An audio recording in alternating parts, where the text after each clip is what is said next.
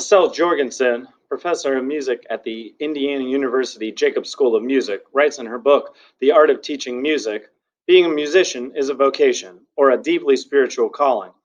We might try to follow other paths, but music calls us back to follow a life with it.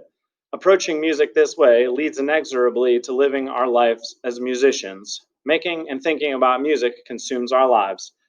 When I think of Joey Flower, the eighth grade instrumental music student of the year, I will always envision him as a musician.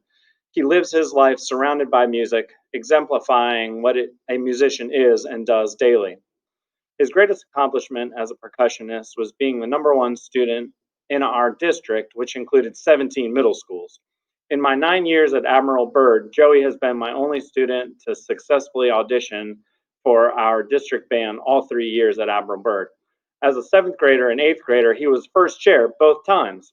This is an incredible accomplishment because all percussionists audition on two different instruments, meaning he was the best in our area at snare drum and timpani. With his immense abilities, you would think he would develop an ego or become boastful about his accomplishments, but he always remained humble to the point of insisting that he could have done better. Additionally, his musicianship was also evident in our jazz band class. As the engine for our group, Joey's drum set playing was always spectacular. He was fluent in many different styles, including swing, rock, funk, ballad, modern, and Latin. Moreover, in order to advance his musicianship and challenge him further, I taught him how to play guitar and bass. He quietly accepted the challenge and demonstrated his ability to learn and excel quickly. Lastly, Joey will be missed for his overall character that he brought to class every day, whether it be his class greeting, Yo Joe, from the G.I. Joe cartoon, or his several nicknames like Joey Joe Jojo or Joey Pow. His presence was meaningful to everyone in class.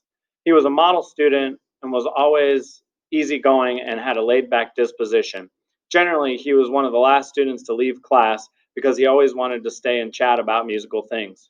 His character also permeated into my own family because my 8-year-old son wanted to be like Joey after spending some time with him when our eighth graders visited a Millbrook football game back in the fall. It is my honor to present the 2019-2020 Instrumental Music Student of the Year to my fellow musician, Joey Flower.